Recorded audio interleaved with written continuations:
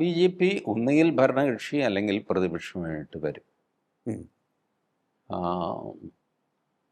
അതിനിപ്പോൾ എന്താ പറയുക, നമ്മളുടെ ബി അശോക് IAS കഴിഞ്ഞ ദിവസം പറഞ്ഞിരുന്നു, അതെ. സ്ലോലി കേരളം പോകുന്നത് ഒരു ഭൂരിപക്ഷ സമുദായത്തിന് അപ്പർ ഹാൻഡുള്ള ഒരു മുന്നണി, ഉം.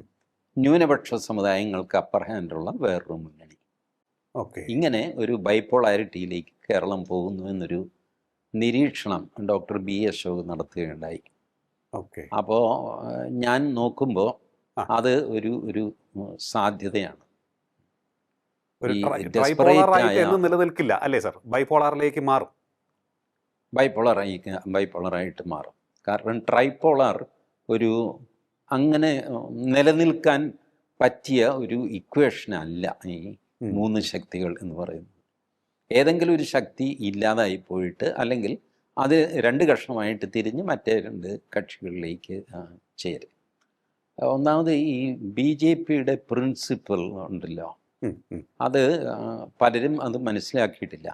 അതെ. BJP പണ്ട് മുതലേ ഒരു കരിങ്കല്ലിൽ അടിക്കുന്ന പാർട്ടിയാണ്. എത്രയോ സ്ഥലത്ത് ഈ കരിങ്കല്ല് പൊട്ടിക്കാനായിട്ട് അവരടിക്കുന്നു, അടിച്ചുകൊണ്ടേയിരിക്കും. മറ്റ് പാർട്ടികളൊക്കെ 10, 20, 30 അടിയൊക്കെ കഴിയുമ്പോൾ നിർത്തും. BJP അങ്ങനെയല്ല, പൊട്ടുന്നത് വരെ അടിക്കും.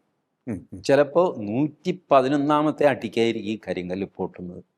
പക്ഷെ 111 വരെ അടിക്കണ്ടേ? അതെ. നമ്മളൊക്കെ 10, 15 അടി കഴിയുമ്പോൾ ഞാൻ പറയും, ലിയോ ഈ കരിങ്കല്ലൊന്നും പൊട്ടാൻ പോണില്ല, വാ നമുക്ക് ചായ കുടിക്കുക, വേറെ പണി നോക്കാം പറഞ്ഞ് ഇട്ടിട്ട് പോകും. ഇവരിട്ടിട്ട് പോവില്ല. വർഷം എത്രയായി കേരളത്തിൽ അവർ മത്സരിച്ചുകൊണ്ടിരിക്കുന്നു? അവരെന്താ നാട് വിട്ടുപോയോ? ഇല്ല. തോറ്റ് തോറ്റ് തോറ്റ് തോറ്റ് ഒരു തലമുറ തോറ്റ് മരിച്ചുപോയി അവർ. പക്ഷേ അവരുടെ അടുത്ത തലമുറ വീണ്ടും തെരഞ്ഞെടുപ്പിൽ മത്സരിക്കുന്നു, രാഷ്ട്രീയ പ്രവർത്തനം നടത്തുന്നു, ഇങ്ങനെ പോകുന്നു. അപ്പോൾ അത് അവർ നിരാശരാകില്ല. അതുകൊണ്ടാണ് ഞാൻ പറയുന്നത്, ഇന്നല്ലെങ്കിൽ നാളെ അവർക്ക് സക്സസ് ഉണ്ടാകും. നമ്പർ 2, രണ്ടാമത്തെ അവരുടെ പ്രത്യേകത, അവർക്ക് പൊളിറ്റിക്കൽ എനിമിയില്ല, ശത്രുവില്ല, എതിരാളിയേ ഉള്ളൂ. അതുകൊണ്ട് ആരുമായിട്ടും കൂട്ടുകൂടും. ഈ CPI CPM ആയിട്ട് BJPയുടെ മുൻകാല രൂപമായ ഭാരതീയ ജനസംഘം കൂട്ടുകൂടിയിട്ടുണ്ട്. അതെ. അതൊന്നും ആർക്കും ഇപ്പം പറയാറില്ല, പറഞ്ഞാൽ ഇഷ്ടപ്പെടുകയില്ല.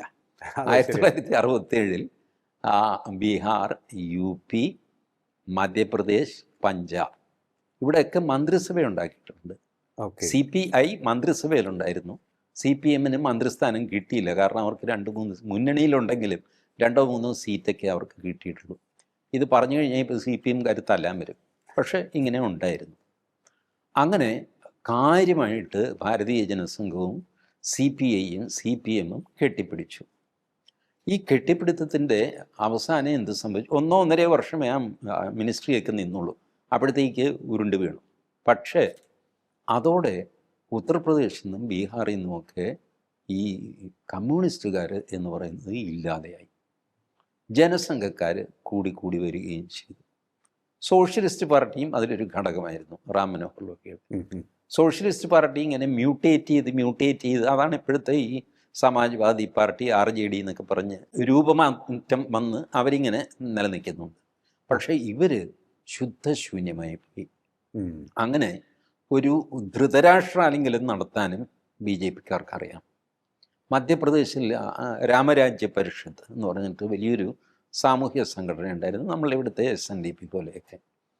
അവർ ഭാരതീയ ജനസംഘവുമായിട്ട് കൂട്ടുകൂടി, ഭാരതീയ ജനസംഘം സന്തോഷമായിട്ട് അവരെ കെട്ടിപ്പിടിച്ചു.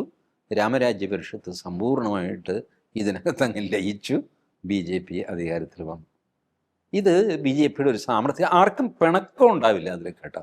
അല്ല, ഇപ്പോൾ ശ്വാസം മുട്ടി അങ്ങനെ ചെയ്തു അങ്ങനെയല്ല, അത് വളരെ സ്വാഭാവികമായിട്ട് അത് ചെയ്യും. അവർക്ക് മുഖ്യമന്ത്രി സ്ഥാനം ഓഫർ ചെയ്യും. അതിലൊന്നും BJPക്ക് യാതൊരു കുഴപ്പമില്ല.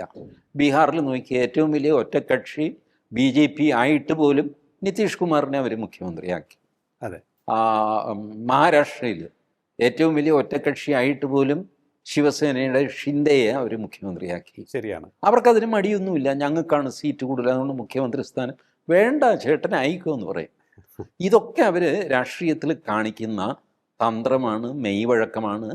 പക്ഷേ അത് നല്ല രീതിയിൽ അവർക്ക് അത് നടത്തിക്കൊണ്ടു പോകാൻ സാധിക്കുന്നു. ആർക്കും പിണക്കം വരാത്ത രീതിയിൽ.